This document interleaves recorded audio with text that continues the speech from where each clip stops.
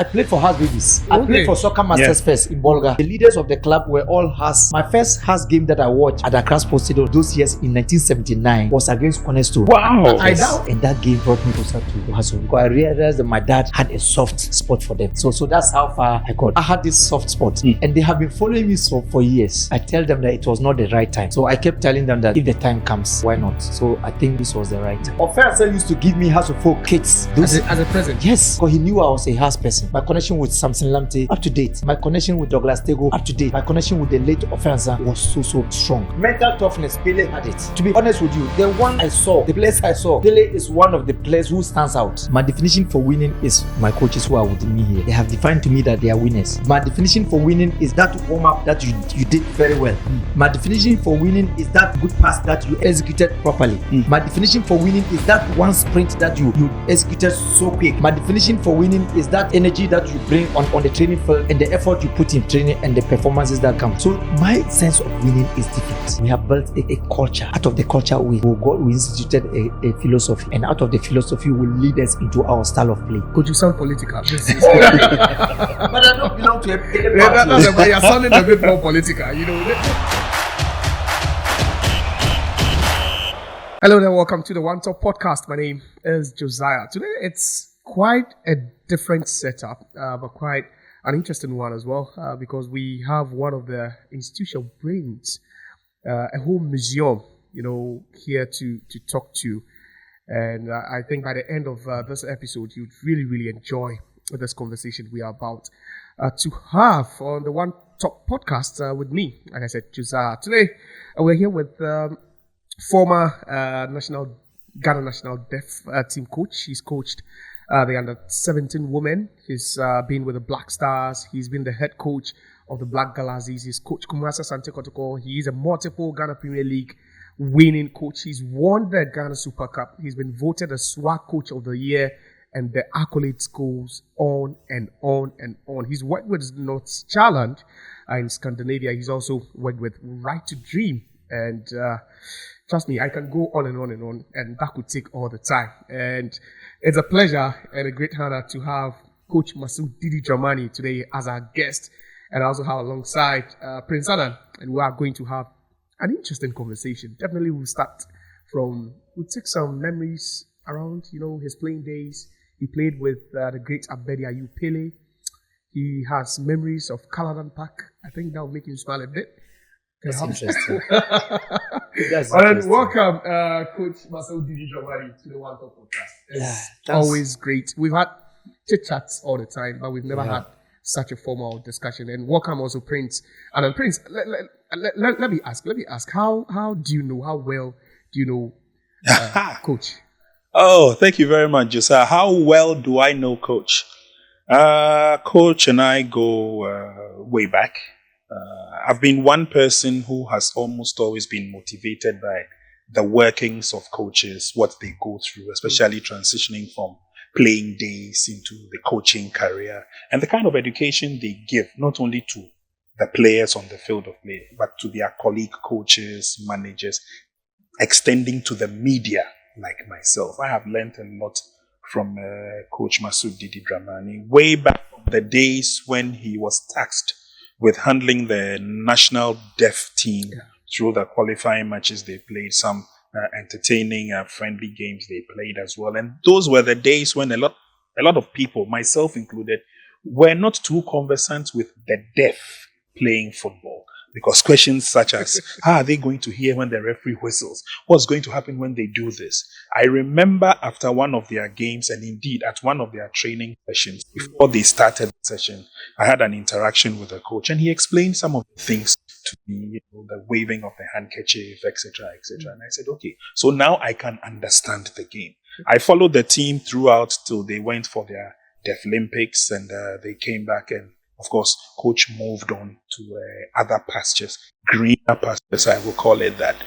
But along the line, we have almost kept in touch with each other, because one of the few things I learned from him, even as we sit here today, is that every chat with Coach Masood Didi Dramani is a learning process. You get to learn a lot, and I'm sure that you will not regret having him as your guest today. You are going to learn quite a bit. Praise God. But did you see him play? Did you see Coach play? Oh, those days, the rivalry was tough. Okay. I mean, Ghana could boast of very tough teams in the Ghana League. Kumasi Asante Kotoko was there. Hearts of Oak was there. Accra Great Olympics were then known as the third force, by and large, when it comes to association football. But if there is one team that almost always bothered Hearts, Kotoko, and Olympics, trust me, those lads from Tamale. I'm not too sure whether it is the duration, the length of the journey from Tamale to Accra that almost keeps everyone on edge, because they get onto the field and they want to play their hearts out. It was almost always a battle. The good old days of Kaladan Park will tell you a lot of stories, some pleasant, some not too pleasant. But those were the days when rivalry was tough, and you had fans supporting their local teams, especially because some of the teams also came from the communities they lived in. And so there's a lot of following there. And these teams also brought out some of the best players we've seen in the Ghana scene. And I'm talking about Real Tamale United. I mean, put Abedi Pelle aside, but you also had other players who also graced the occasion, the Mohamed Chos, the Tanko Jintumes, etc., the Anani Kobos, I mean, those were the good old days. And if I'm not mistaken, Stephen Odro, who later took his name for Kumasi Asante Kotoko, with Kumasi Asante Kotoko, was a darling of the Tamale fans back in the day. And Josiah, simply put, if you are or you were a player of Real Tamale United, or you were coming from the northern part of this country, trust me, you've got the talent, you've got the skill. All you needed was an opportunity to showcase that. And so Golden Boy, Abdul Razak, Mohamed Polo, and those players that you have seen all had something in them which brought the best out, not for their respective clubs they played for, but for the national team as a whole. And Didi Dramani wasn't left out of that group. I mean, those were the good old days of if you miss the ball, don't miss the man kind of football. But you can tell that it brought the best out of the Ghana local scene. And of course, Ghana was also ranked then as the top-notch country in Africa for playing association football. We may not have won the Africa Cup or the Continental Cup, but any player who came from Ghana those days was considered the best. Coach Basil Didi Dramani is currently the head coach for Accra Hearts of Oak. He's also coached Kumasi Asante Kotoko some years back, and like I said, he's our guest. Coach, it's a pleasure having you on the show. And Prince went a bit back. The days of RTU, the days you used to captain Kaladan Park. Coach, what are the fondest memories you have? I think that, thank you very much, Josiah, for having me on this program, and also nice to connect with my I don't have the words to leave. Your friend. No, he's a brother. I'm looking for something that is more defining. And I think he's my evergreen. Whoa. Yes, that's quite. He's my evergreen. Each time I hear about him, I'm quick to respond, because I hold him, wholeheartedly, because of where we found each other. We found each other on the very foundation stage of what interested me, and for me, football was an area that I was born into, and so. If anyone found me around that area, I see the person to be my inner field. And Kaladan for me brings memory of rare talent, and that is what we are losing these days. Rare talent is the speed. Rare talent is the playing intelligence. Rare talent is the physicality of a player. Rare talent is the cognitive approach of the player, in the ability of the person's, awareness, and also pattern recognition. And I was happy when he said these were the good old days. Good old days. When if you miss the ball. But unfortunately, I think it was just a jargon being used. Really? Yes, because those days, today we say that we learn from our opponents, we learn from our teammates, we learn from the game. Those years, this was what was the key. We learn from the teammates. Our teammates in the sense that Abedi Pelle had something that was unique. Abu Moro had something that was unique. Shaibu Grant had something that was unique. Abdul Razak had something that was unique. Mohamed Polo had something that was unique. Douglas Tego had something that was unique. Jonathan Kwadade had something that was unique. Tanko Jetuma had something that was unique. Anani Kobo had something that was unique. These are all left-footed players that I keep mentioning. Yeah. Francis Kumi had something that was unique. Kofi Abret had something that was unique. These left-footed players that I mentioned, none of them had something that was the same. Everybody had something that stood out. And so those of us who were very young and were coming up, so Ofensa was somebody that mentored me. Okay. And Kwesi Apia. I'm sure you are surprised, right? Very, very surprised. Yes. Once they were playing for House of Folk and Kotoko, I was playing for RTU. And then they were my opposite positions. Yeah. And I admired something from them. And I admired how Kwesi. And then many of the older ones could just tell that, I play like a Kapi. I play like Kwesi Apia. Yeah. And I also admired Hesi and Ofe on the other side, from House of Folk side. Wow. Yes.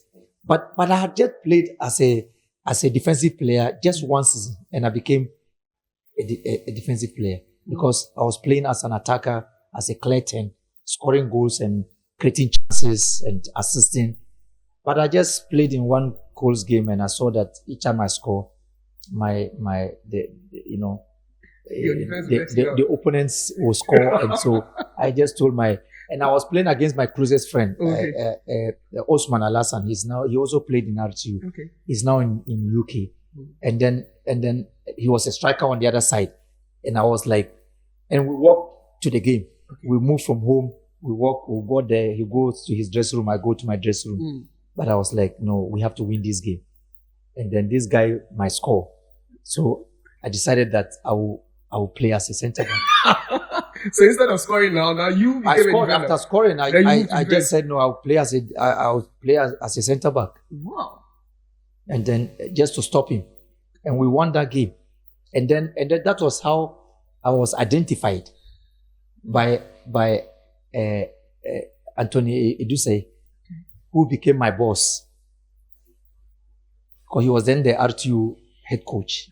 So he identified me, brought me to the under-20s. And I didn't want it because I still enjoy playing my Coles team. And I saw Tanko Jetuma and others are older.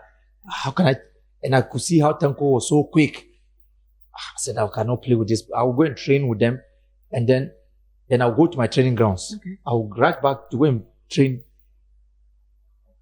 When he finds me in a game, I come to play for my Coles team, he will stop me.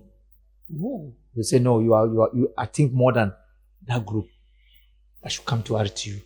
So he roped me in, and then I went into the youth side. So after 1 year, I was promoted. I was a captain there. I was promoted to the first team. And after 2 years, I became the captain again.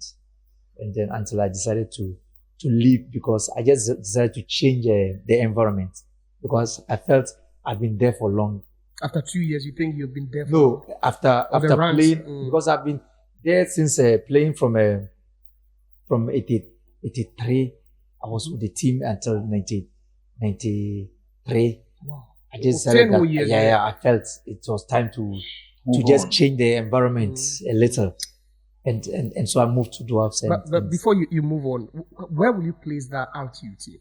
Because Prince rightly mentioned our team was, our team was, you see, those years, I think we have lost it. Those years, traditionally, every team had a tradition. You had Bofakwa, you have BA United, you have 11 Whites, Sekendi Hazakers, All Blacks. You know, you had Cornerstone, you had Kotoko. You know, so and Olympics, House of Folk, Stanfast, Zebi, Man U. Did you hear about Man U? I'm not sure you heard about anything. Did you hear about Zebi? Did you hear about Stanfast? Did you hear about Stanfast? Steadfast, yes, I did.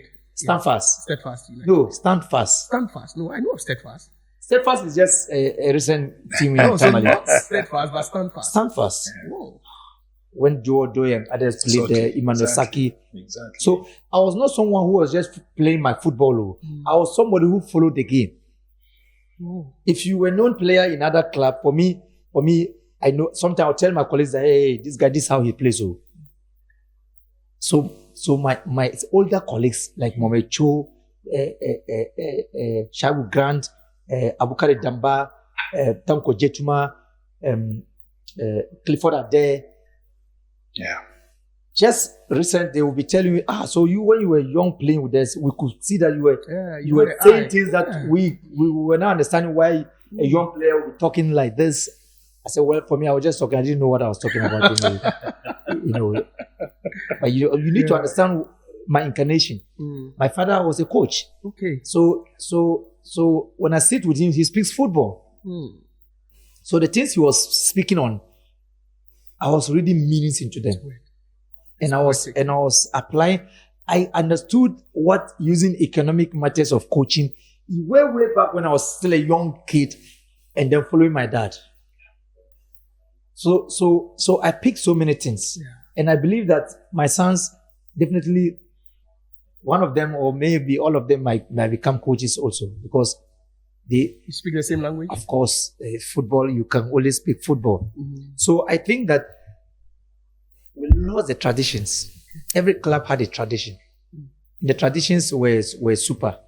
The traditions were the clear cultures that they instituted, locally. Actually, had their tradition. And when we come out and then our drumming starts, something moves you. And in our pitches, I remember those years when we are playing Kotoko, we are playing House of Folk, we are playing Bofakwa, and we had clubs who could disturb us there. Okay.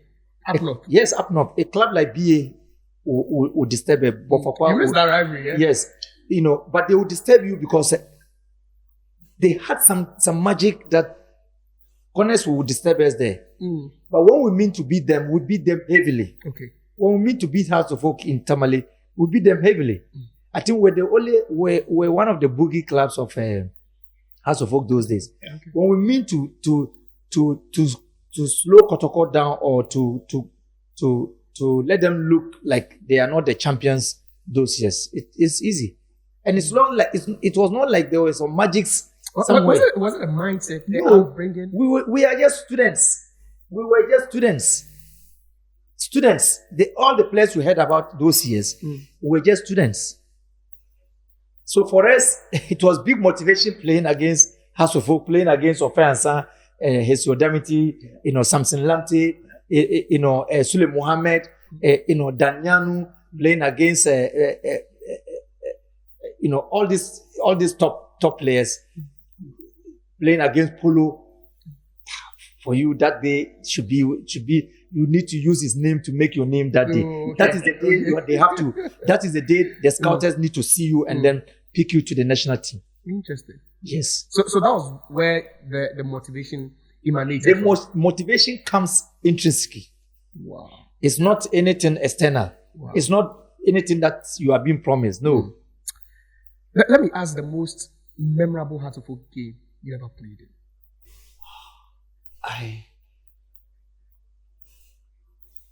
I think that game was a goalless draw. 0-0 draw. Yes. Away in Tamale or in Accra? In Tamale. It was a goalless draw. And I think that was Yapreko's last game. Okay. And Yapreko was firing. They had just come from Scotland. Scotland, 89. 89.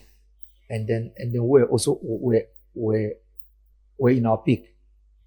Yes, as I told you, we're students. Yeah.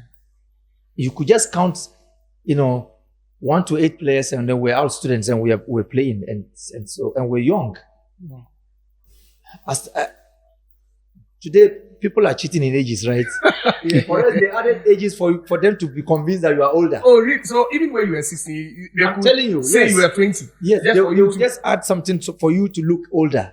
Otherwise, they'll say you are too young. You were cheating, inversely. Yes, that's what I'm saying. So today, when I ask my players, I tell them, don't tell me your football age. Tell me your chronological age. And then he asked why, and I said why, because so that when I'm loading you, I know how to load you. When I'm underloading you, I know how to put me more. When you are also injured, I know how to allow you to recover fully. And so my players are able to tell me their exact ages. Wow. Yes. Because it's not right. Otherwise, when you are injured, your recovery, it takes a long time. Yes. That is the import. And so for me, I think that there was a lot of tradition in those periods that is lost today. And that is what we're trying to bring back. And because every club has a tradition. Is it just by accident that House of Oak have to go to Newtown? It's not. No. Because the club was founded there. Yeah. And if the club was founded there in England, Arsenal, is it the tree or something? And others have the dog as their tradition. Others have every club has a tradition. So these traditions are very important that we should wake them up. Are we moving away from those traditions? We cannot move away from them because they are what makes the culture. They are what makes something that any new person, and that's why we need to save. We need to keep data. These are the aspects that keeps us living on. And these aspects are what we have to continuously keep. Let me ask, what's one, I know you might not divulge everything you used to do. There are secrets, some will stay hidden forever. But what's one of the things you find radical, the most radical culture whenever teams visited you up north? Because we knew sometimes you can be rowdy. But what was one thing you did that you knew worked for you? There was one thing that I want to see because I saw that in Europe. I see this mascot in Europe. Okay. Yeah, the mascot. Yeah. Yes. Game days, you see them. Yeah. In Tamale, we used to have people who come and be dancing, and then people think that he has some magic. There was no magic. There was no magic. I'm just telling you that we were just students. We were just students who were so curious, who were so anxious, who were so passionate. And because we're making our classmates happy. We're making our communities happy. I had some big followers of RTU who lived in my area, and they were supposed to take care of me. Look, those years, the late Vice President of the Republic of Ghana, Alhaji Aliu Mama, he was the one who was supposed to be paying me. And do you know that for over 6 months, I had never gone to him for anything. Whoa, he was your personal financier. No, normally our club was being run by civil servants. And these civil servants, Alhaji Jawala, Alhaji BF Zeni, Alhaji Bedamosi, Alhaji Aliu Mama, Alhaji Jawala, these were all civil servants. So they will share these players amongst them, and they will be taking care of your salaries and everything, or everything that you want. Those are what do you want? You just want a trident tape or a sharp tape to put in your room. That's all. That's all you are happy. So this man was supposed to be the one that will be paying me. For 6 months, he never saw me. He always saw me on my days. And he knew my father very well. My father was the RSDO at that time. And then Mr. Didi Dramani, may his soul, and then the other souls rest in peace into this. And then he tells me, Alhaji says you should come to his office. I said, when weekend I come to him, he will give me money, I'll go to school. We travel, the small money I get, for me it was enough. I didn't need money. We didn't. We needed image. We needed integrity. We needed a source of connecting and belonging. And that is the culture we've missed. So he called me to his office, and his office was close to the Jubilee field today. So I went, and he said, why have you refused to come? And I just told him plainly, I said, because I didn't need the money. Yes, that I still recall this. Then he asked me, what do I want? And I said, oh, I want a trident. The tip, the player at that time was a young man. You just did that one to, yes, just for for music. Yeah. And so that is a tradition of that kind until after 1991.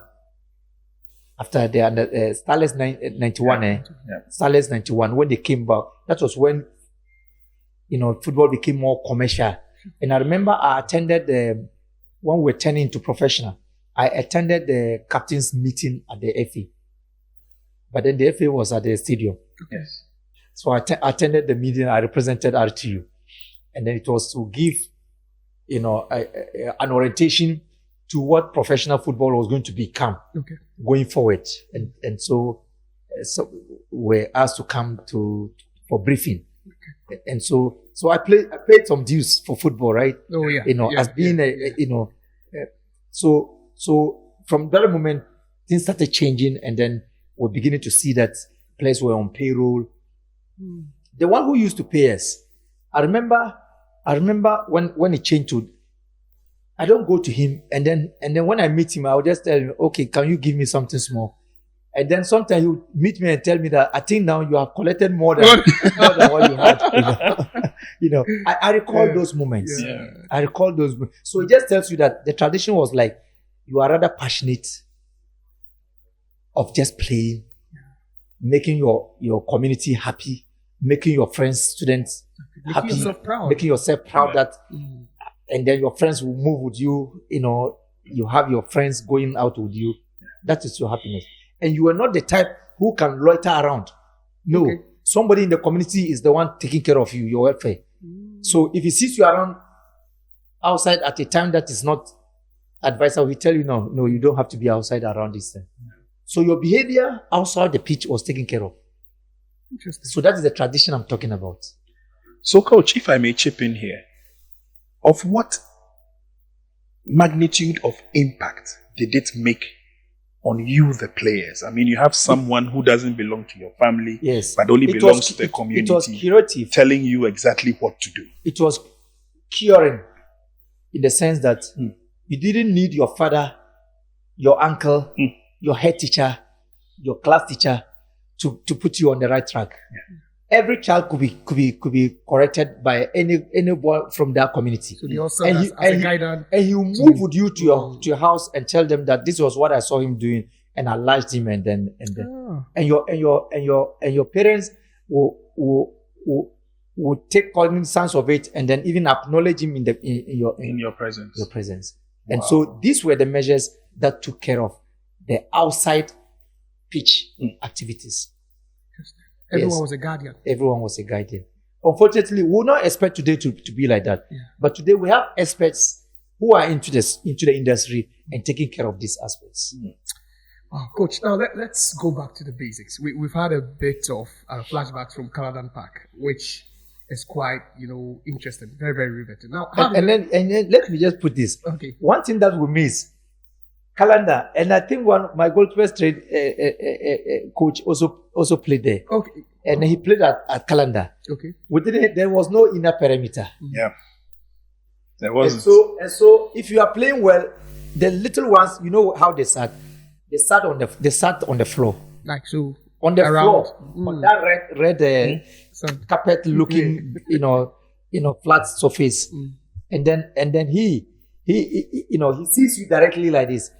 And then the older people, I remember Dawda Ahmed. Dawda Ahmed was our Ofiri. Yeah. His father. He sat on the ground when we were playing. Wow. Yes. He and the supporters chairman, they sat on the ground. So you can see them sitting on the ground because of you. So what does it say? What signals does it send to you? He sits on the ground, not on the chair. On the ground, watching you play. What interesting. But was it you spoken about the fact that you had mascots, you did all these things, but how hostile was it for you?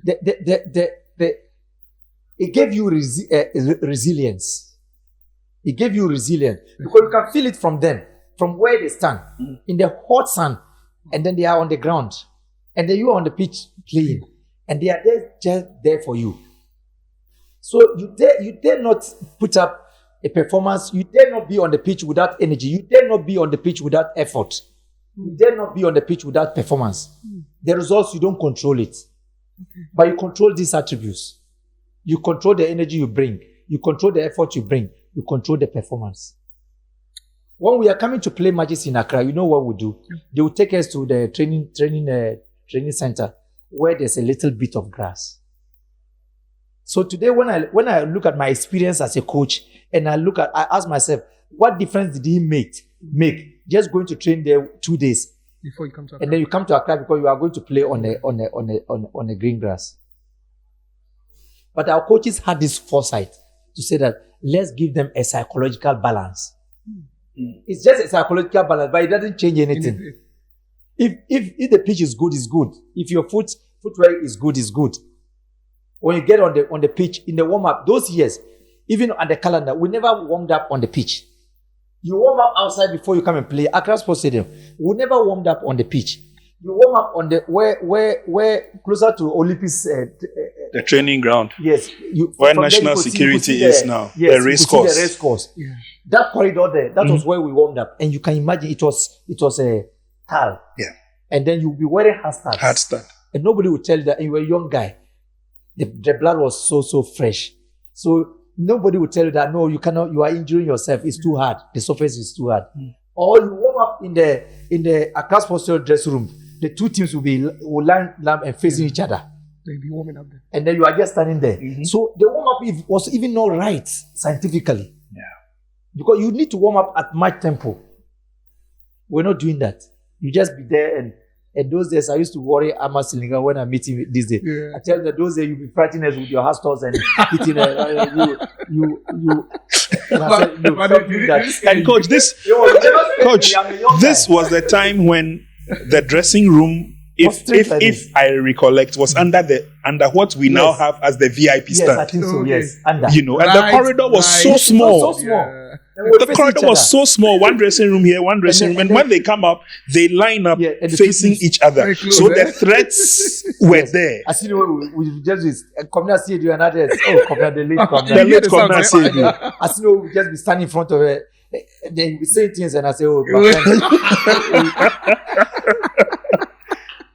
It was so fun. Yeah. We mentored each other across. I tell you my connection with Hesi, up to date. Yeah. My connection with Samson Lamte, up to date. My connection with Douglas Tego, up to date. My connection with the late Offensa was so strong. Yeah.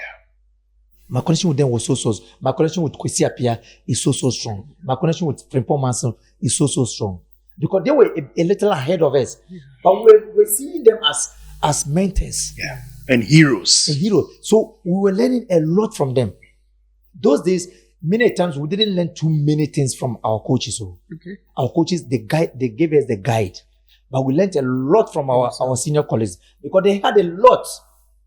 Pelle had a lot. Pelle, look, if you follow Pelle, you learn so many things about the game. Yeah. Resilience, Pelle had it. Mental toughness, Pelle had it. Is he the greatest ever to have played for you? The one to be honest with you, the one I saw, the place I saw, Pelle is one of the players who stands out. Yeah. I remember we played a game against Okwawu in Nkoko. Then the pitch was so slippery. It rained. Okwawu was top at that time. Pelle was back from Dragons to play for us again. He had gone out and came back. Sure. Pelle we have only one Pelle. There's only one Pelle. I'm telling you, Pelle. Then Anthony Yeboah was at his peak. He had left corners and played for Okwawu. Then Tony scored. They were leading. Look, I cannot describe how Pelle scored. It wasn't a chance. The ball looked like it was going out. He slid to take the ball onto the pitch. He still got up, moving. Ajimenduya, Opele Abuaje. You heard about Ajimenduya? Yeah. You heard about Opele Abuaje. Yeah. You heard about Kwaunana and others. Did they have Ibrahim Meriga at that time? Meriga was there. Yeah. Amaniampong. Aminiampong was also there, yeah. And Good old days. Pelle equalized. There was another game we were playing with the corners, and then by then Pelle and then Tony was still with corners. Tony scores, and you don't know where Pelle is coming from, and Pelle scores. Yeah. So you could see the rivalry. It doesn't matter about Has and Kotoko, corners or Wise or Bofapa can just hold these people and then mesmerize them. That was. So the players, the talent were cut across. It was not like, it was balance. I would say balance, talent flow. But I think for Pelle, he's the greatest from Africa. To some extent. Yes, from what he carried. So much talent. Look at the Blasters, how he carried the Blasters. Yeah. How he carried the Blasters. Pelle can just arrive and then he's injured and then he still comes and he's the best. A demigod. Yeah. No, those were the days. I mean, he arrives, what, 12, 15? Yes. Leaves the airport, gets to the stadium around 1:30. He puts on his jersey, he plays. When he's done, he goes back to the airport, takes a flight, and he goes to play the next day. Yeah. Just like that. Yeah. Yes, because what he That's carries, the resilience. Yes, the resilience he had. I saw a lot and I picked some of these things with him. And he never complains about the club, No. Archie, what did we get? What did you have at that time? He just focuses on the game and he comes. Coach, you've given us an insight to your intelligence. It looks like it wasn't by just a fluke you became a coach, because you learned a lot. And you're talking about the fact that you learned from your mates. I doubt every player at that time knew they could learn a lot from their mates. But when did the coaching start for you? I think in 2000 and in 1998, I was still in Dwarfs. So we went for, I think there was this gala. Those years there used to be gala. Yeah. Guinness before gala. to start the season. The season. And so then I felt like I have to go back and help RTU. And it was like, we just went for the competition. And there I decided that I have to rejoin RTU. Just like that? Yeah, just like that. And so I joined them. And then, so when I joined them, yes, I joined them. And then I decided that I wanted to go back to school. Yes. How old were you by then? I have to do some mathematics. Difficult to tell. Yeah, it's been a while. It's been a while. I was still young. I was very active. I was very active. But I was seen as an elite player at that time, because we were also now the older ones. But I wasn't as old as someone who wasn't active. And then I decided that, okay, then if that is so, I have to go back to the classroom to a little teach again, and then come back into school system again. And the only means by which I could do this was to go back to RTU. So I went back to RTU 98-99 season. So I signed for 2 years.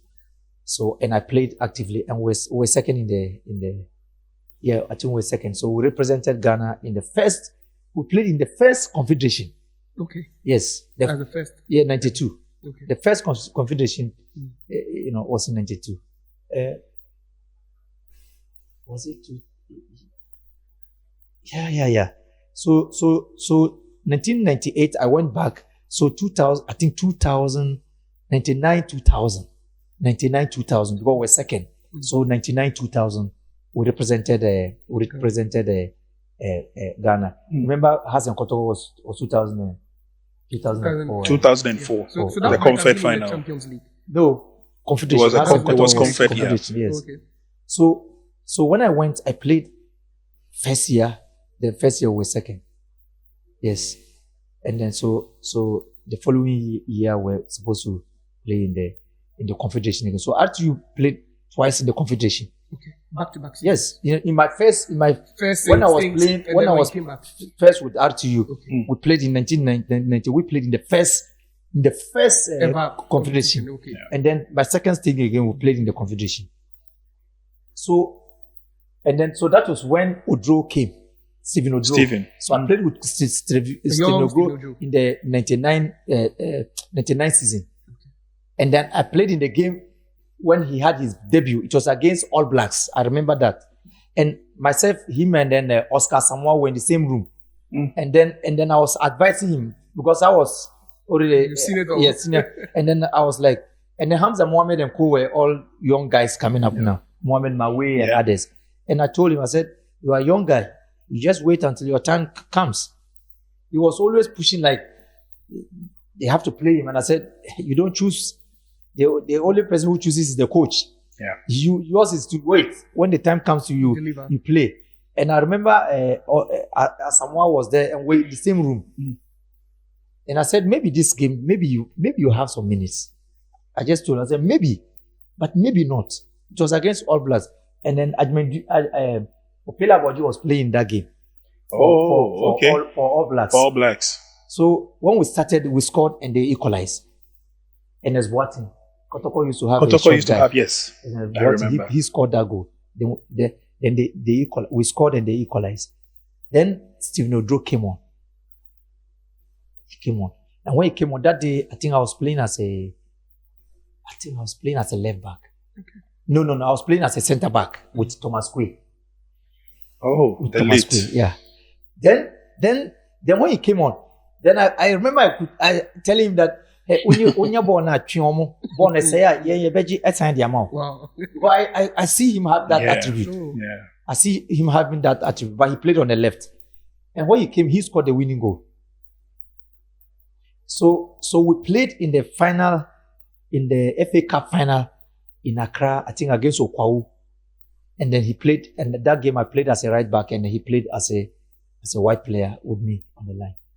So I remember this. So after that season, I just look at the guys who were playing. They were young guys. The way I wasn't seeing them think like that. We went for preseason. And I was like, I will not. I went to Papa Tiem was our coach. Yes, Papa Tiem was our coach. Wow. And I went to Yendi and then he did the selection. I told him, Papa Tiem, sorry, I've stopped playing football. Oh, just like that. Yes. You just told him that was when you announced your retirement from football. I just told him, I said, Papa Tiem, I've stopped playing. I will not play again. He asked why. Is there any problem? I said, no problem. So 2000. So 2001. So I got married in 2000. Okay. Right after you finished playing? Yes. Or you stopped playing? Yes. I married my wife in 2000. 15th October in 2000. And then we had my second daughter with my wife in 2001 in July. So that was very quick. Yes. So because I wanted it quick. and then immediately I bought the forms for Winneba. And I wrote the entrance exam. And for me, in my first attempt, I had friends who had gone like 3 times, they don't pass. Yeah. So I was studying with them, and then we wrote once, both theory and practical, and then we went there, and then we passed, and they said, oh, me, I did it 3 times. I said, me, I cannot come here and do it. I went once. So we passed, and then we enrolled. Wow. We enrolled. We enrolled into Winneba, and then, but before then, I had already started basic coaching. Basic coaching. Yeah, the basic coaching I started was that I wasn't a coach. I was a trainer. A trainer. Yes. Do you know what that is? No. What's your job description? Because I've played football before. Oh. Yeah. So I would think that I know the game. So I can tell you what to do, but I'm not a coach. I was not trained. So you're a trainer. Yes. I was just training because of my knowledge about the game. Yeah. So I went to watch a game. My coach team played a game. And that coach is Kazali and then Najao's coursemate, Juma. His name is Abdullah Baba Juma. So I went to watch my coach team play a game. And they were down, and he was playing as a center back. And I was shouting on him to glide in. And then he wasn't minding me. And I was like, I asked myself, he doesn't know you. You've not been to his training. Why will you just come here and be shouting on this guy? And then he has to take it. So I learned a lot around people. Yes. That statement I made to myself that day changed me. That statement has become part of my life, that I need to study people to understand them.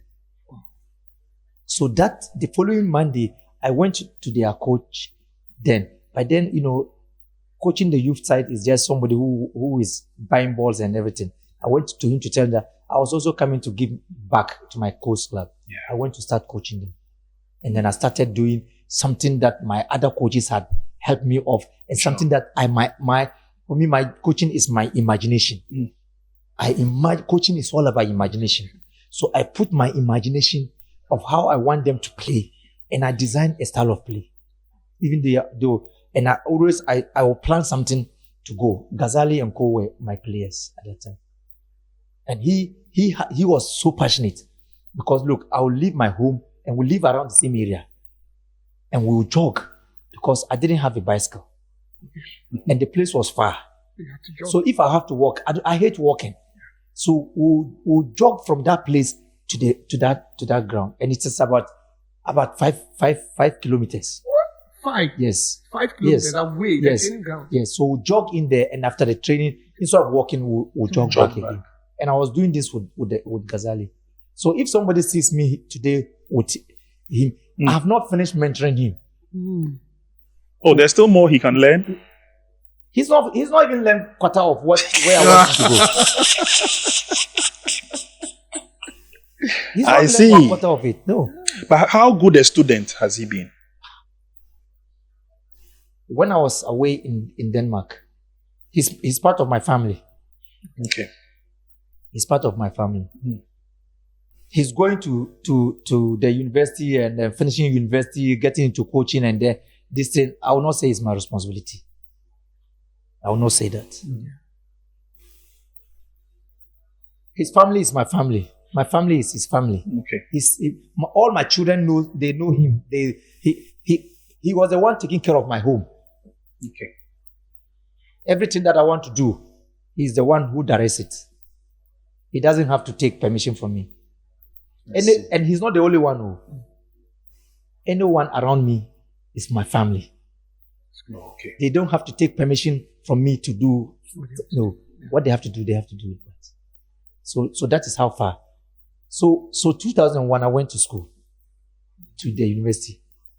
So when I went to the university, was it around the time it was still the specialist training, no, but or it had it changed? had changed to be a full university. It had its own autonomy. Sure.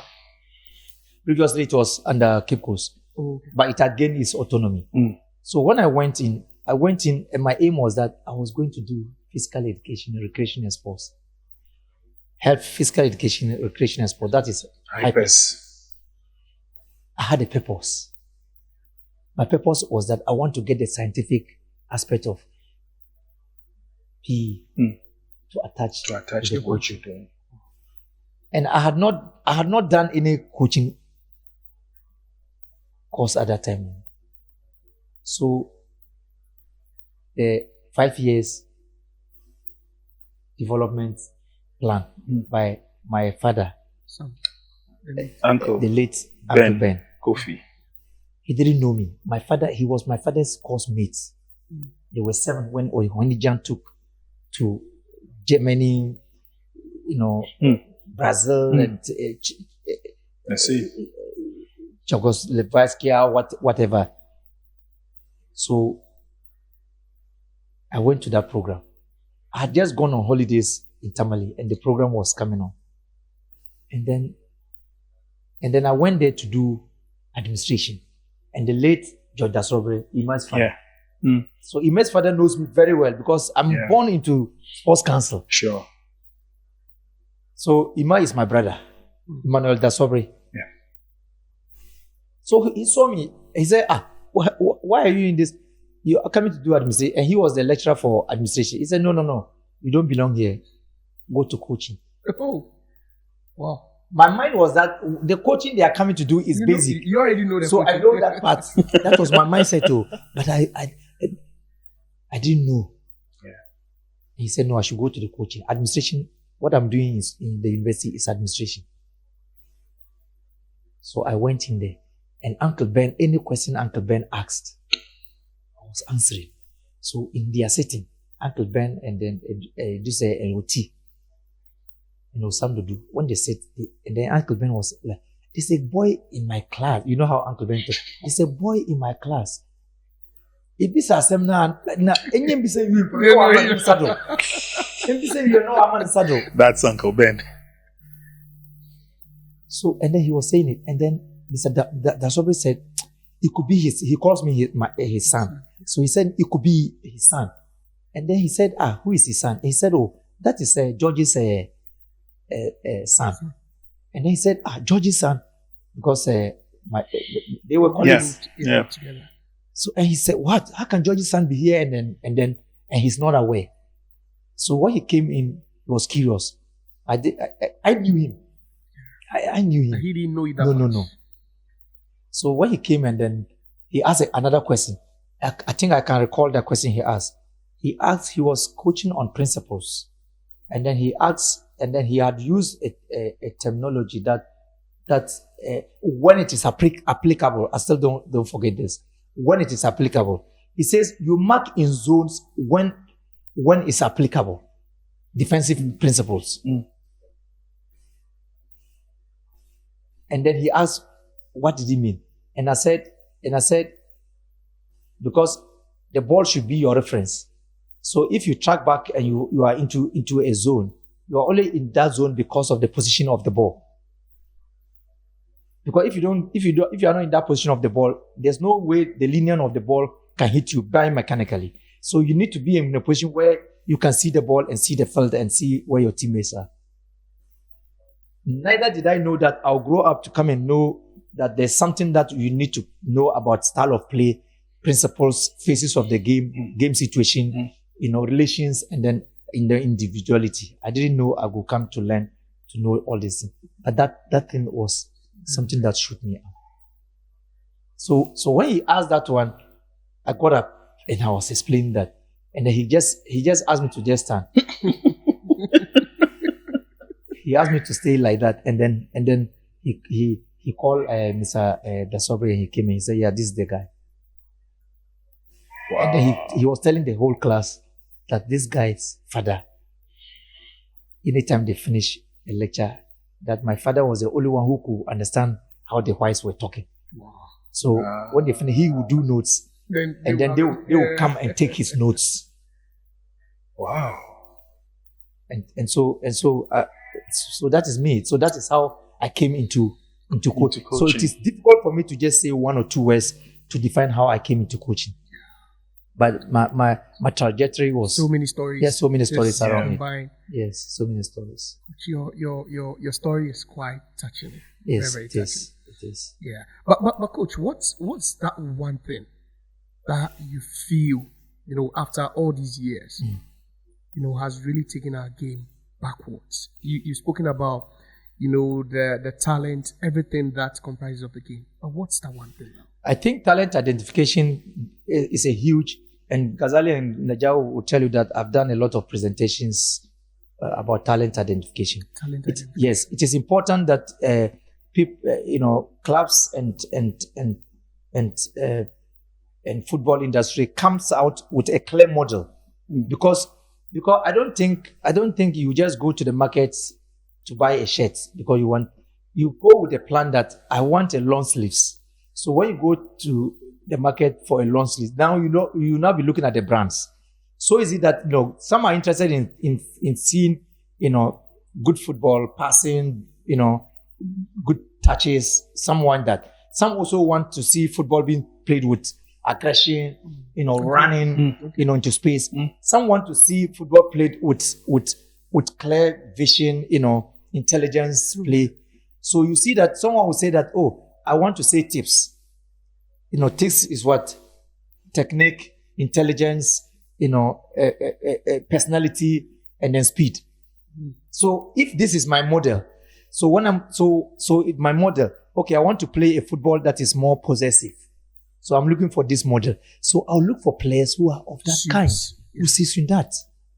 So I go to scout, and I'm looking for someone who plays with intelligence, someone who uses cognitive adherence, somebody who plays his position clearly, not physique, someone who is who has personality, someone who uses integrity, someone who is honest. So I look for those things, so it brings out that one to be very unique.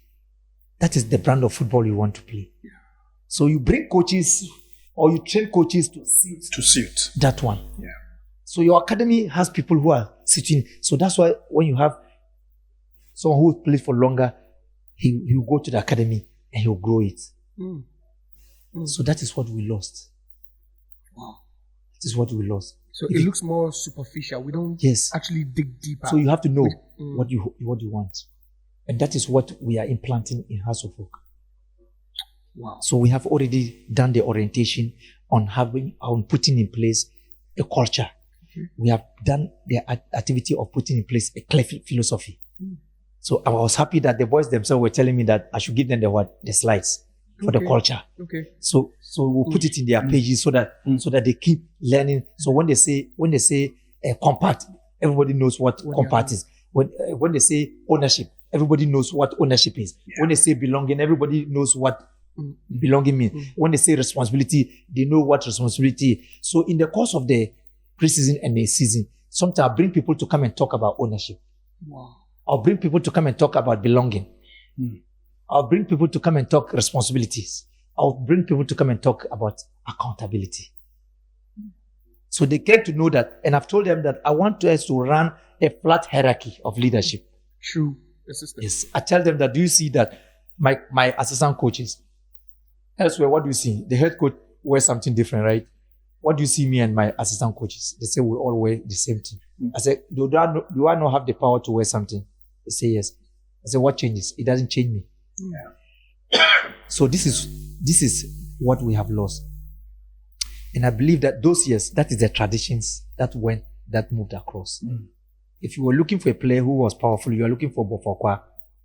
Okay. You are looking for Hazard. That was their module. That was what you were doing. Yes. So people coming from that end, they had this cornerstone, they had this. If you were looking for people who play Agro, Western Showboys. They'll give you that. RTU will give you this. BA will give you these songs. Zebi will give you this. Manu will give you this. Stamford will give you this. Olympics will give you this. So if you're looking for midfielders, you found all this ones. Coach, interesting. But coach, let me ask, why did you take the Heart of Oak job? Heart of Oak? Yeah. Was it a big challenge for you? What was the motivation? The motivation, first of all, was to try to bring something out to be appreciated. That's one. Secondly, the idea to serve. Remember I told you who were my mentors, right? Yeah. Officer used to give me House of Folk kits. As a present? Yes, because he knew I was a house person. Oh, you supported Hearts? I loved Hearts. Wow. Because when I played for Hearts Babies. Exactly. I played for Soccer Masters first in Bolga. Yeah. But the leaders of the club were all Hearts people.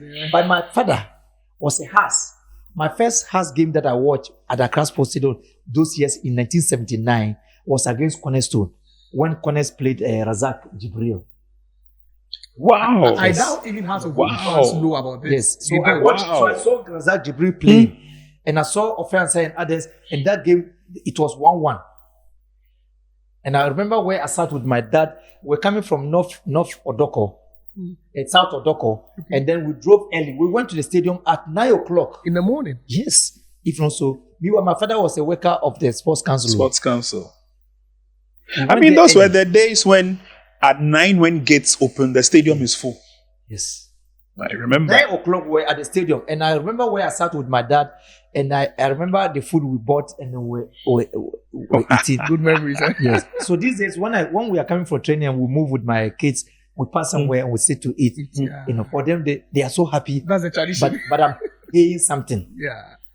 I have delight in trying to do that because I have not given them what my dad gave me. Okay. Because for them, they have not had a lot of me. Many times I've been out of the country, you know, doing some sort of, you know, work for football. Yeah. I'm always away. Yeah. But my dad was also always away like that. But sometimes he moved with me. I was the pet of my dad. He moved with me. Maybe some pastor B told him that I was going to be the one to take after him. Right. But it's paid off because you learned a lot. Yeah, a lot. I learned everything that he was saying those times. I was young. Okay. I still recall a lot of them, and they were my guiding principles. Yes. So I watched that game, and that game brought me closer to Hustle because I realized that my dad had a soft spot for them. So when I was playing for RTU, I still loved them. But look, Ofe will give me these things. I will only keep them in my room. You never wore them? I'll wear them in the room. When I'm going out of the room, I take it out. Yeah. Because but you see, things have changed. Yeah. Sure. You can wear or something in the House of Folk. Sure. And nobody And will care. bother. Yeah. But you know something? Kosi Apia will give me Kotoko. Because he knew that I loved him and he loved me. He doesn't joke with me. He doesn't joke with honest. I'm being honest with you. We are very, very close like this. Very, very close. He will give me Kotoko. I cannot wear it there. I can only wear it in my room. But I had a sub spot for House of Folk because of the Coast Club that I played. My coaches were all House people, and they were always talking about House of Folk. So you know the nickname that I had. Did you hear about George Gomashi? Yes. Gomashi. So my nickname was Gomash. Gomashi. Because I was an attacker and I was scoring goal. So they were calling me Gomash. Yeah. Because Gomash can never be a defensive player. No. But at that time, because I was an attacker. Yeah. And they gave us players' names to the coach players. Yes. Everyone had a Has name. If you play for Has babies. Because our leaders were Has guys. So that's how far I got. So if I had this soft spot and they have been following me for years, I tell them that it was not the right time. Even last 2 years, they came after AFCON. Oh, they didn't come in? Yeah, of course, they come. They've been knocking. Yes, and I told them no, it was not the right time because it was not proper to pick a work in season. Okay. Because these things that I'm talking about, how can you fix them immediately? And they it will take time. A certain habit with you that now you want to change off. It will be difficult. So I kept telling them that if the time comes, why not? So I think this was the right time. The right time. And I remember I met the king in 2014, and the 20th was 2014, right? 2016 in Takwa, and then I was just working, and that was the first time I interacted with Your Excellency, and then Your Majesty Togbe, and then he said, "Didi, come and do the job." And I said, yeah, I think this was how you put it. And I said, oh, at the right time, I'll come. Wow. I'm so busy with so many national works. So I'm not the type, when I'm working, I have to be divided in my role. I give it 101%. And everyone around me has to go with me. Okay, you move with the team, not taking your team. What I mean is that anyone, my family, everyone, both here, Tamale, Kumasi, everyone in US and everyone, they will go with me. Wow. So you have a whole support base. Yes, because they will go with me because they know that I don't do things.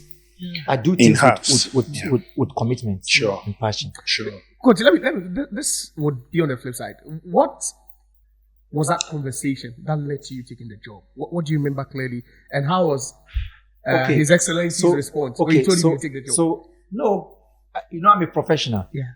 I'm a professional, devoid of my my passion and soft touch. I'm still a professional. Yeah. I like to see things done in the right ways. Yeah. So, I asked the Honorable Odote. Yeah. He was a strong man to say that I can talk to him. And Oh, okay. Yeah. I asked him, why do you want me? Me always, I ask this first question. Okay. No matter what you are, I just ask you, why do you want me? And the reasons why they want me meant that they were ready for a good, purposeful change and for the better ways. And I saw that this is what I stand for. Okay. Let me give my services out there. And then the Saturday that we visited, when I went to be introduced, myself and my staff, what I saw, even though I've been reading around very well, and I've been thinking about, Your Majesty, that this investment, we need to get more people to be doing that so that more people can bring money into the industry. Yeah. When I went to the grounds and saw the whole structure, facility. I was like, Wow. I told my coach, I said, look, let's help. Let's help. Let's do it. Let's do it. So I started working right from that day. Whoa.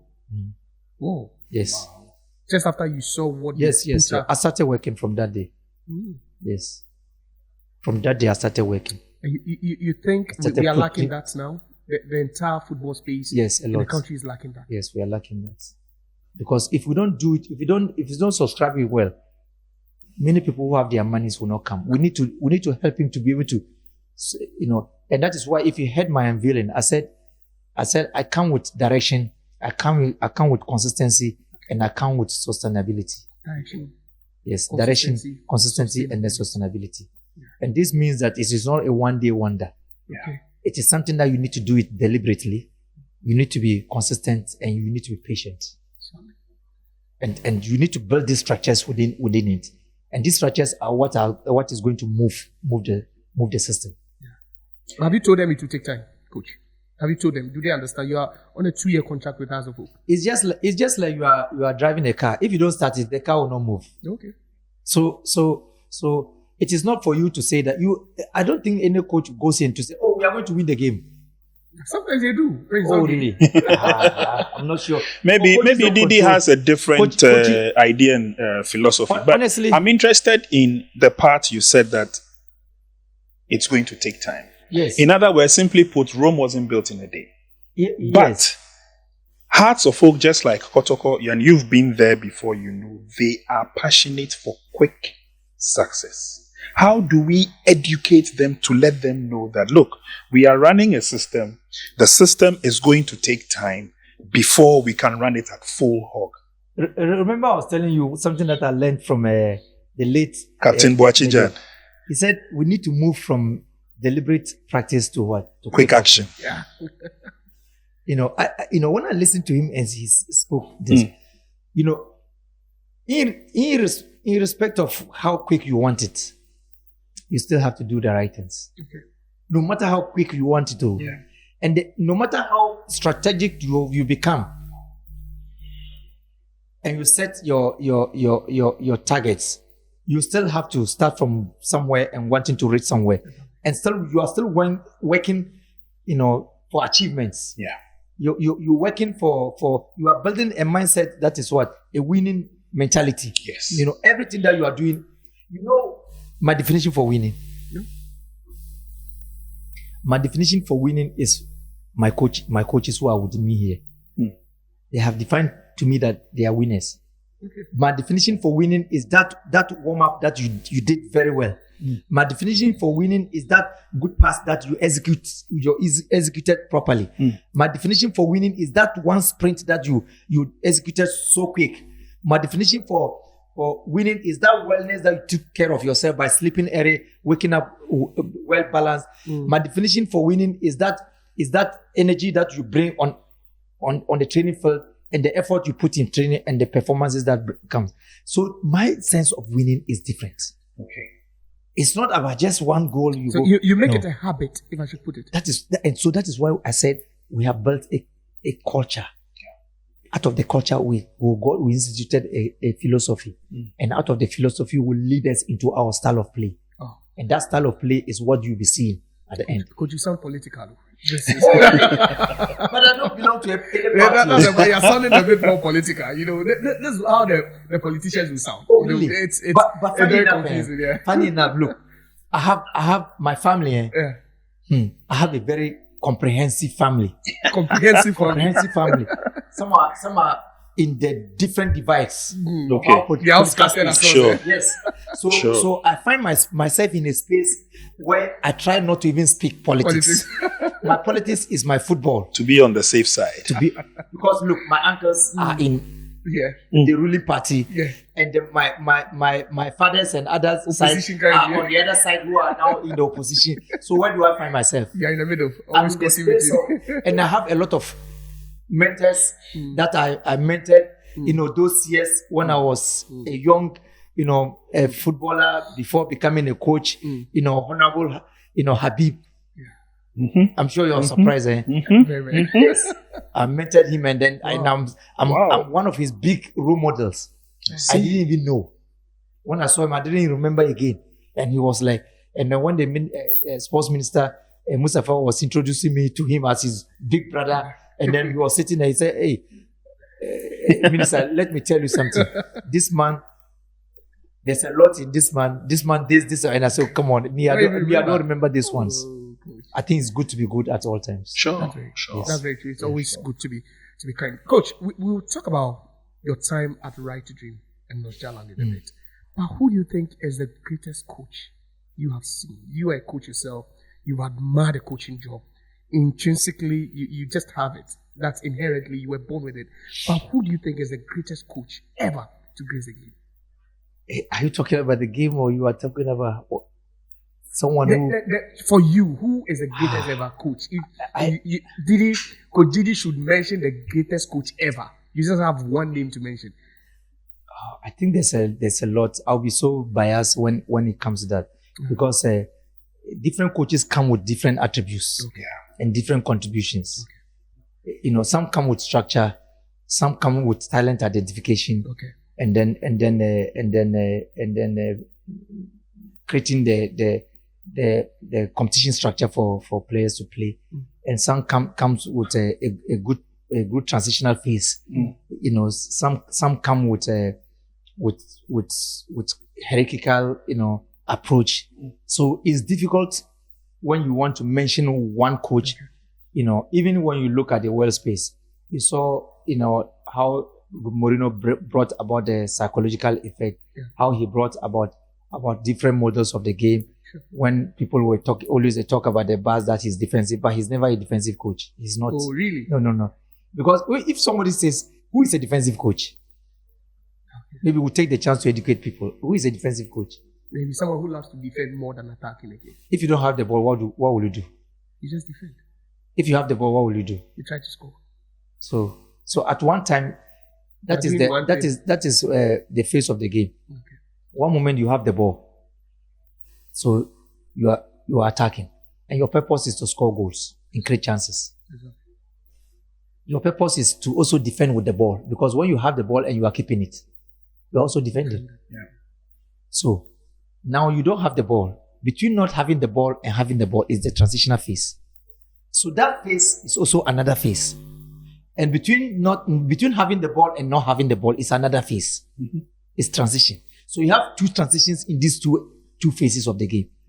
So if somebody tells you that this coach is a defensive coach, what does it mean?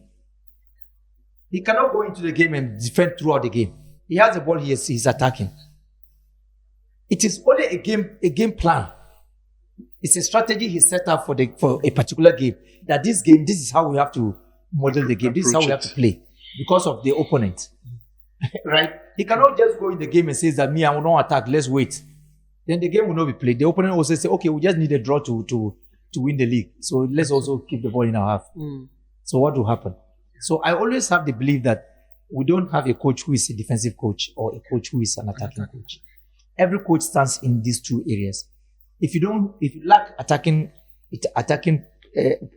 prowess, you have problem. If you lack defensive attributes, you lack problem. But I think that you need to find a coach who cuts across all. For me, many coaches from Europe have played deuce in my upbringing. Paolo Mancini played a role in my game understanding. Coaching is one big broad area. Understanding the game is another area. That is an area we need to help ourselves to get better. Understanding the game. The game itself has its own evolution. Yes. But many people have not understood the game. So they do broad coaching, just coaching. But the game itself, you need to let your players understand the game. I only coach tactics when my players cannot pass the ball. Tactics will be useless. System will be useless if they don't understand the game. If they understand the game, systems and tactics and formations are so fundamental for them. Sure. This is very broad. And so Paolo Mancini helped me a lot. I met him in Man City several times. And then I asked him what his thoughts is about the game. and he said, for him, the game is simple. That is his mind about football. Because everyone has 100%. If you start doing so complicated things, then your percentages drops. So that is his definition. I met Pellegrini there. Manuel Pellegrini. Yes, in Man City again. Okay. So I saw Adebayo, I saw Kolarov, I saw so many Yaya Toure, I saw so many of the African guys there. I saw them, but then recently I met Adebayo and I was asking, he had forgotten. But then I was in the place we try to dream, some of these boys with Japan and Japan and Yao boys and others. Yao Boy and others. And he was like, "Oh, really, coach?" I said, "Yes." And he's forgotten. I said, you have forgotten. We're training in a small area. Sometimes you and Yaya Toure will come and then watch us. Yaya Toure, anytime he saw us training, he was so happy to see African. Yeah. And then this other guy who became also a coach, Newcastle coach, this African guy, black. No, he played for Arsenal before. Eboué. Not Eboué. This tall midfielder. He was also a midfielder, big guy like that. Yeah, that's Kolo. No, not Kolo Toure. Because Eboué was not Kolo also Toure. played. I think Eboué played for us now. He was in Aston Villa. After one before the season ended, he was sacked. Oh, okay. Yeah, he was a black European. African.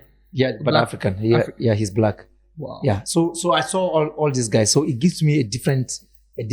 So I picked a lot from Ben Kofi and others. Okay. Samadi. They all mentored me. Samadi, Akwesi Afrani, Osam Dodu, my late Herbert Ado. So this all, even though Herbert was coaching Haas and I was coaching Kotoko, but he was still mentoring me. So you know what? He died in my hands. You are surprised. Yes. When he was sick, myself and Oti, we went to his home, and then it was on a safe match. And then when we went to his home, he wasn't eating that day. He said that day he will eat, and then that day we ate for food with him. Then 2 weeks after we were in the office, and then they said he wasn't well. They brought him to 37. We went there, and he was there. Myself, Maswell Kunedu were all there, and then Ignatius. I went with the Ignatius, and then we met him there. Then he was discharged again, and then I was making fun of him. But then I had left Kotoko. I said, "Get up, go and coach your House of Folk, and then let me coach my Kotoko." And we're making fun of this. Then they left. Then the wife called us that he wasn't well, and I said they should bring him to 37. So we went, and then he was on the structure. And then when we got there, as I knew some people, and then they organized and we put him in. But then he had passed.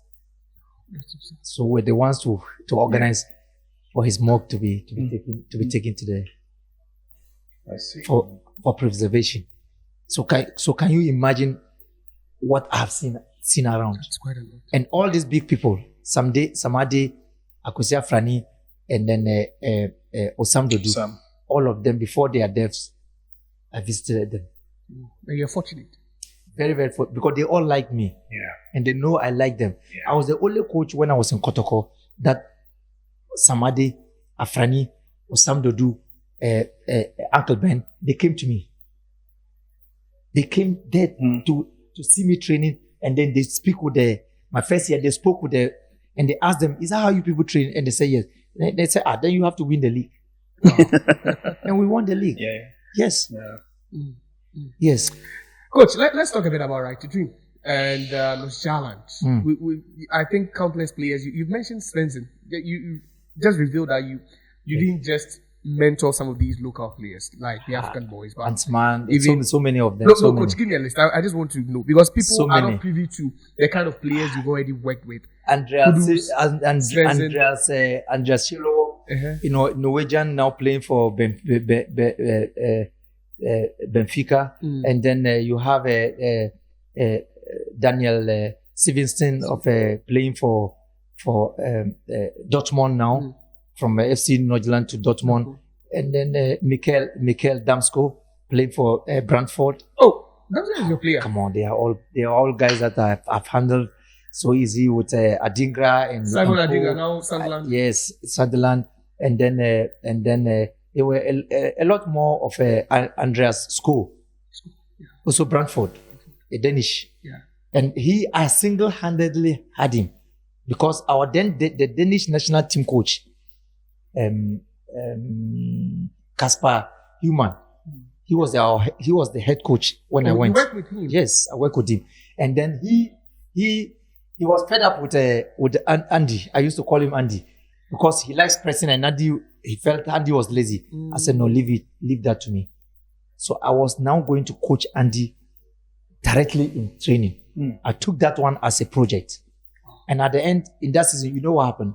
He became the best youth player in the Danish league. And so when we're doing the end of year party, and then I was the one to give the award to him. And I had told him that he was going to play only 1 year in that season, and he was going to make it. Then immediately he signed for a club in Italy, and he came into the national team. The person who said he couldn't handle him because he was a lazy guy, he had him in the national team. Small world. That's ironic. So there's a lot when it comes to talent identification and nurturing. I think I have a lot of, I will not say knowledge, I have a lot of information there. A lot. Coach, one of your tenets is to unearth and develop. And I'm sure it's one of the things that has got you this far. Talent. Because I'm not only talking about even male football, but even the women, the girls as well. I think 2011, when I was appointed as the head coach but then I was the assistant coach of the senior women's team. Okay. Yeah. The Black in 2009. My boss was Eduse. So Portia Bochi was one of the girls that we had, the captain of the Black Wings. Yeah. And so I always think that I spoke about talent, right? I said the rare talent, you just don't see it with just the eye. You need to see it with the right input, and I think that is what we need to define, and you need to define it by the model, just like I use tips to speak about by the model. So we need to know exactly, what the rare talent is. So you see someone's physicality alone, and then you are okay. The physicality is enough. It's enough. I saw a guy in our open trial that we just did, and I was with my guys, and I said, "Come on, Naja, this guy can fit in. This guy can fit in. He can fit in, And they were like, but what is this man seeing at all? What is he seeing? And I said, no, this guy can fit in. He can play as a striker. He can play as a 10. He moves. His movement is natural. No one is telling him to move it. He's just moving. Yeah. And I was telling them, Gaza, he doesn't even know what he's doing. This guy doesn't know what he's doing. But he's doing it. I said, he doesn't know what he's doing. So I'm taking it to the next phase. You see, coaches, we shouldn't think we know everything. Okay. We have to meet players where we meet them. What it means is that what you see in the first instance, you have met the player where he is. Yeah. That is the talent you found. So that is the talent you found. So now what you have to do is to self-regulate the player. When we say we are self-regulating a player, it means you are giving him a platform where the player can express his natural tendencies. Yeah. That is where coaches we have lost it. Well, you think the game has evolved? We want to give them. We want to give them information. You think the player has not had the house and then the whence. The player has not met the house and the whence. Yeah. His school teacher taught him how to pass the ball. So that's not your job now. His father was the first coach to take him to the pitch. Yeah. He's played in the coach team before. Somebody has helped him before. Are you saying that they have not done any other thing? They have done something. They have. So you need to acknowledge what you have found. Meet him where you find them. So when you meet them where you found them, now you can see what is very natural. That is what you self-regulate. So what you see that is unnatural, that is what you fix. You tell him that your speed is so good. Now we'll work on your crosses. Okay. It's a careful approach. It's careful. And that is where you have to be. You have to develop what we call the deliberate practices. You are doing a session, and that session is deliberate. You want him to get across. So you just do a session that will give him that chance to cross the ball. Wow. The decisions, you don't control it. I don't control it. But the scenarios, you control it. So put the scenario there for him to make that decision. He brings his natural tendency. Let him know that your speed is great. Wow, your speed is super. So once he gets to know that he has, so why should he? So if you measure in Europe, they will pick you when you are able to do less than 4 seconds in 30 meters. Yes, 30 meters. That's speed. Less than 4 seconds. 30 meters. Yes. Less than 4 seconds. Wow. So if you made 3 seconds in 30 meters, why will you be offside in the game? You're quick. So if you reduce even 10 meters of the distance, you are still quicker than that defender. So why will you be so I'll tell Wayo that Wayo, you should never be offside. You are quick. Mauli Wayo. Yes, you are quick enough. So just drop and outrun the guy. Go. So let him feel what he has. Are the players becoming bots now? Are they becoming like robots, so mechanical that now the coaches are demanding everything? Yeah, I think it's our approach. Even though we have scientific and technological approaches around it, but we need to have the right input of what coaching is about. Okay. And that is exactly what I'm just speaking about. Coach, let's have some water.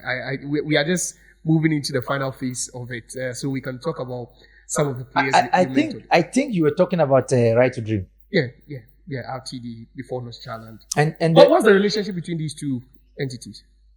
It's a small entity, but with a big umbrella. Okay. So that the small one, the big one that is acclaimed to be the small. You see the umbrella. Okay. No matter how small it looks like, when it's raining, covers a lot. So Right to Dream here is what has made Nordland. Oh really? Yes. Because they could do some something. When I went to Europe, always when we are talking, they are like, we have to go and teach them. And I asked them, to teach them from Europe. Let me use Africa. I'm from Africa. I go to Europe and I say, they don't know how to handle our boys, so I have to teach them.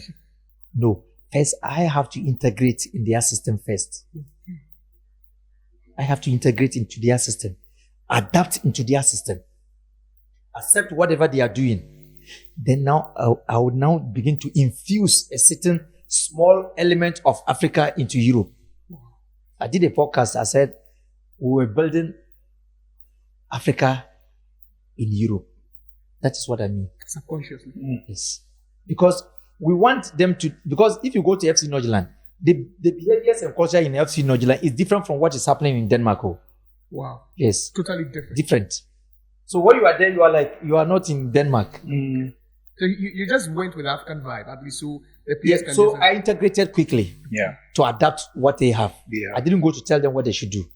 I felt what they have, and I thought that there was no way we could do it without accepting it. So I accepted it quickly, and I helped the African boys to fit into it. I helped the other Europeans guys who were from the other places to fit into it. And so I was always coming to Africa every 3 months to come and go to the homes of all the African boys. Simo Dadingra, Adamo Nagalo, Koulibaly and Mohamed Diomande. That's quite a lot. All these guys that you have known. So you visit I their know, homes. I one know after their the homes other. in Ivory Coast. I know their homes, and I know their mothers and fathers. I know all of them. I know their brothers, sisters. And how did that help? Because what was it? if you want to understand how somebody behaves, if you don't go deep into the person, you can never get into his head. Oh. So I brought some of the coaches to Africa. I brought our sports director to Africa. We went to Kudusi's home. We went to other places in Abidjan for them to understand how the boys behave. And that is how they started understanding the African boys. If they are quiet and they are home, what it means. I took some to Don Konta. You know where it is? It is around Nkwasa. That far? Yeah, that far. I drove my colleague coach there for him to understand how Isaac Atanga will behave. When he used to handle him. Very, very important. And then when he saw that Isaac Atanga's mother was pregnant, and then he still had about so many kids around, and he asked, "Who are these?" And I said, "That's his brothers." So when the boy came, anytime he respects the guy. So transition of a player is not just the player just going from Africa to Europe and then that's all. Like that. No. So Asian came, so I had to transit my Claysian into what I was You went doing with there.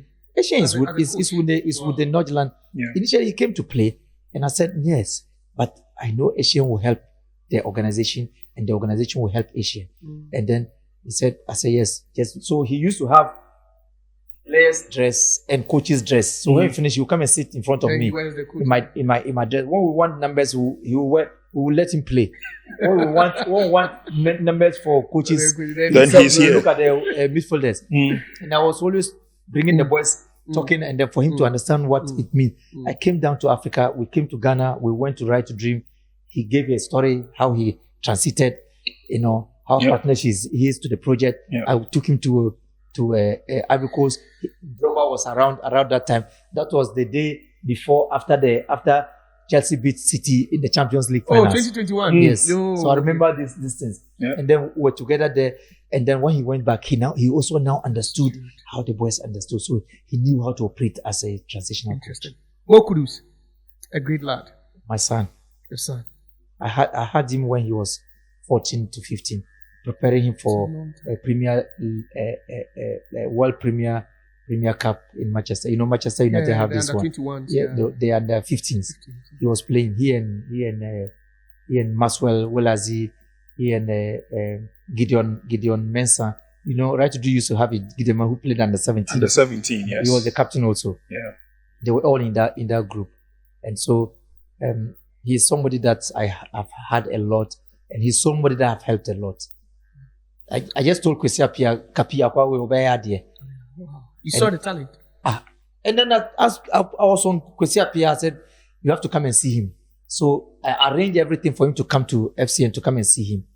And then we had planned everything. I did everything, but I was supposed to come to Africa to do a project. He went. We still receive him.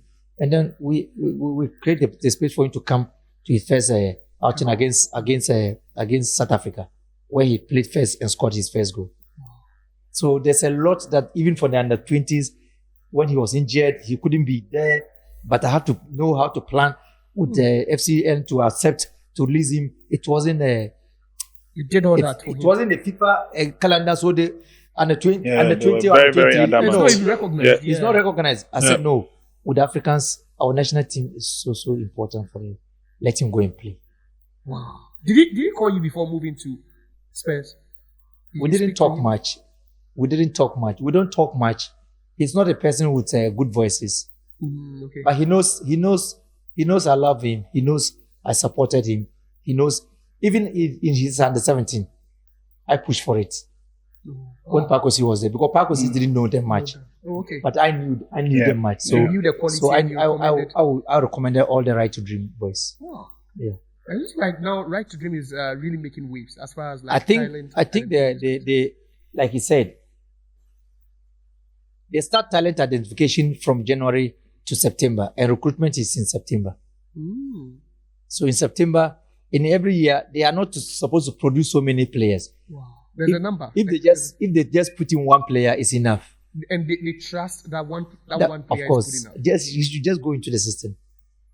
Thanks to you. I think you have created that pathway now. I wouldn't say me. I would say thanks to the structures put in place in the organization. I know what I did to bring it that far from the local stage. From I remember when I came as a head of football, the MD Eddie, who I respect very much, he asked me, in 100 days, what are you going to do? I just looked at him. I said, I will only change the mindset. That's all. Wow. And then I said, but it's not in any book for you to go and do stats and everything. No. And then I said, it's not in any book. Yeah. It's from pure experience. You know what I did? I go to the grass, the grassmen's where they are picking the grass. Before then, I go around everywhere. I sit with everybody and I speak with him. And he tells me his story. Yes. I realized that many of them were picked because they were not recognized. Okay. Because nobody has come to him on the pitch like that before. Have a conversation. Yes. Before. So I did that. I brought them closer. Every meetings, they are also part of the meeting. They are part of the decision making. Exactly. The kids guys, I go to them. Isaac, I will go to him. You know, we make sure that we restructure their contracts. Everyone, if we give them more than 60 to 70% of your contract. And that was when I learned something new. It did made me to learn something new. He said the Africans, no matter how you make your community cheap, he will still negotiate. Is it true or not? It's true. If you go to the market and the thing is cheap. You still want to negotiate and take it down, yeah. Because I remember like you are being paid a certain amount and I decided, okay, I'll give you 80% increment. And then you still tell me that we should do something about it.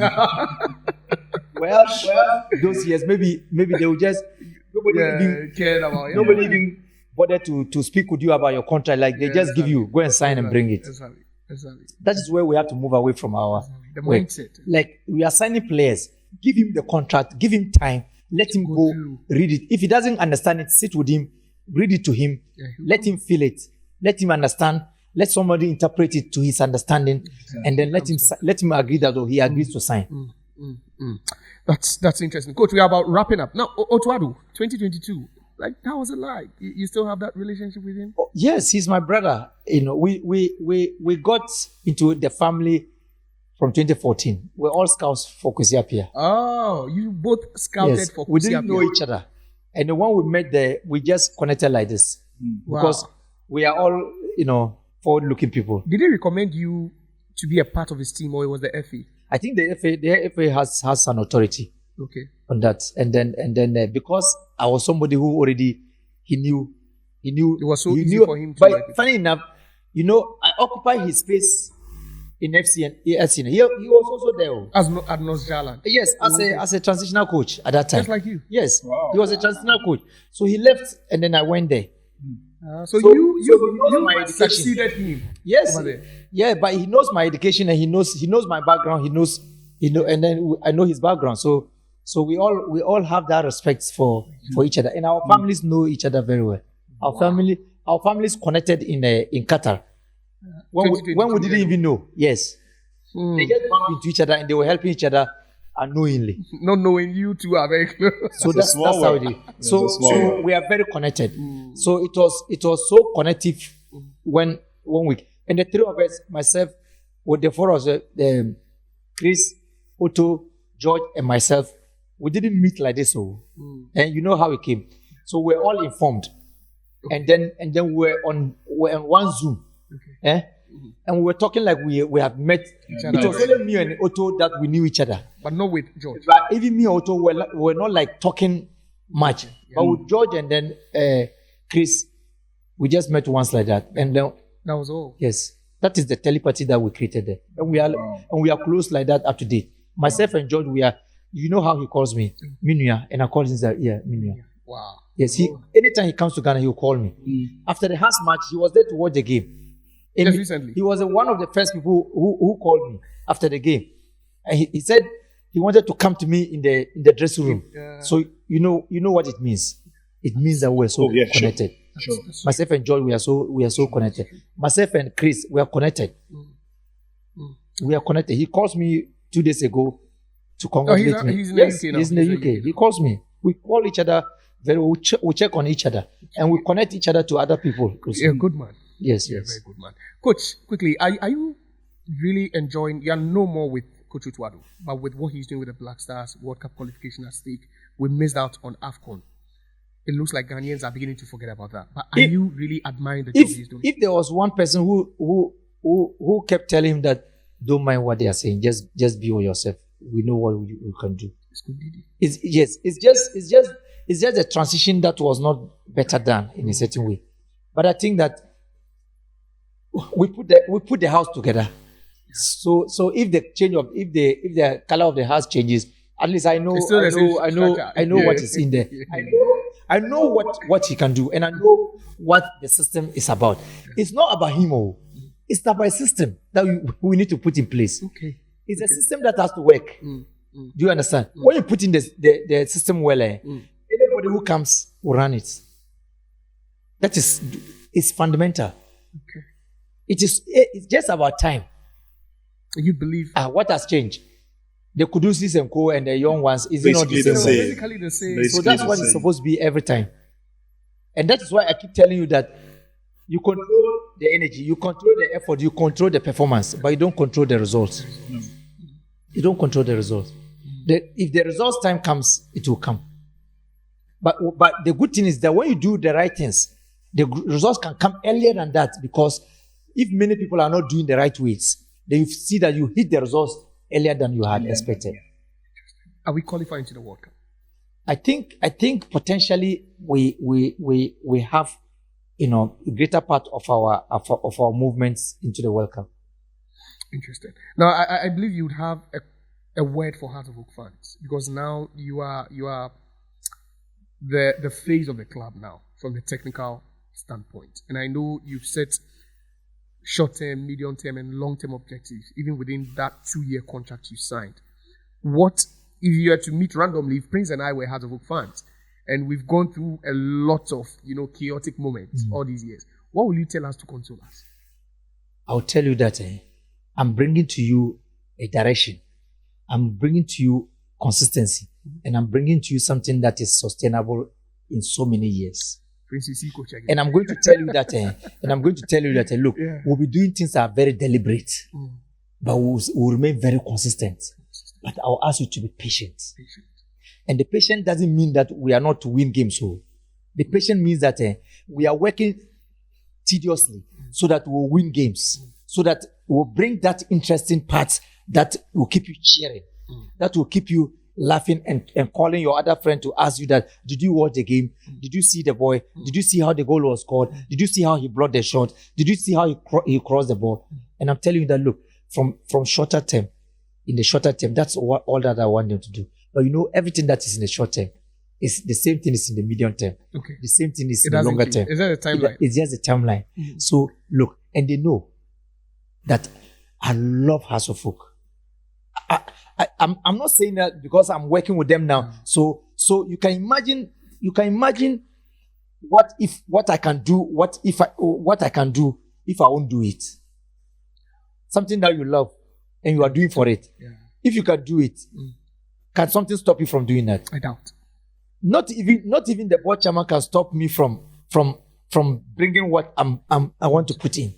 But you see, the investment he's put in place, we really want our supporting base to support this, to fill in the stadiums, so that the dividends will come big, because we have not produced many players to transfer. But you see that what we are doing in the first team, finally, it is not the first thing that will grow it all. It's the youth team. It's the academy that will grow what we are doing. What we are just putting in place is the structures. Then the academy will trickle it down for the academy to grow this. Great. And I have very high beliefs that with the ideas we brought around and with how my technical staff, which I said is a comprehensive technical staff, this is just a few people that we have working for the meantime. Coach, that's profound. I don't know if Prince wants to add something, but if I'm a Hearts of Oak fan, trust me, each and every week after this famous speech, I'll be trooping into the stadium. Prince, won't you? Well, it will also depend on how well the average Phobian fan understands the philosophy of Hearts of Oak. first of the team and then obviously of the coach. But he's explained it well. I love the second part of the answer, where the fans would restore the smiles on their faces. My key passion is, let's not put timelines to it. Okay.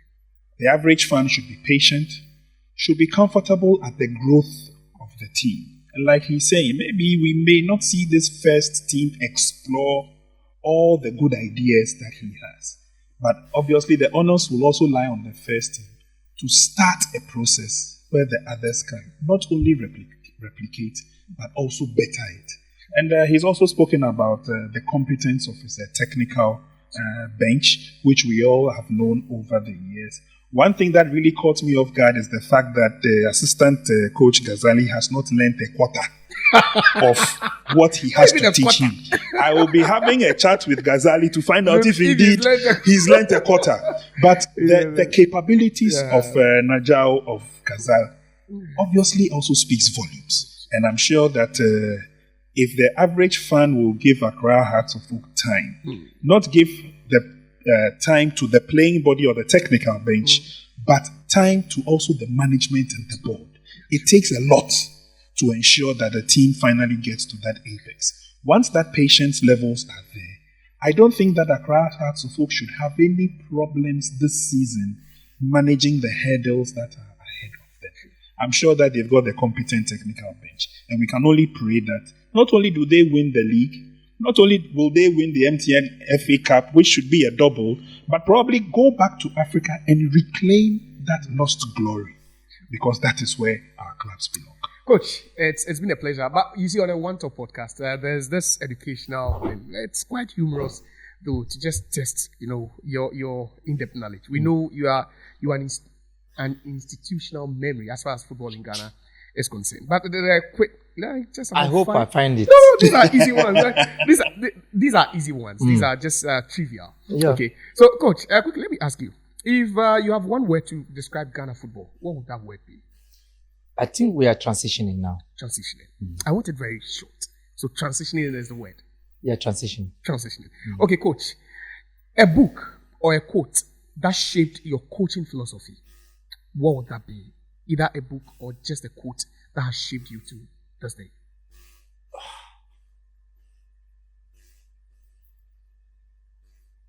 Learn. If you don't want learning, I'll put trust. Okay. All right. So, if not football, assuming you never ventured into football coaching, what would you have done? I think I like music, but I have been thinking, how was I going to compose this song?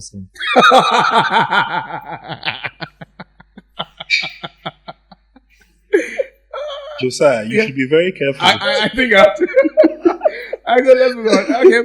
An African player today who embodies your ideals as a coach. Which African player are you looking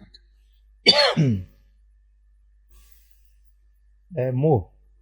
Kudus. Mo Salah.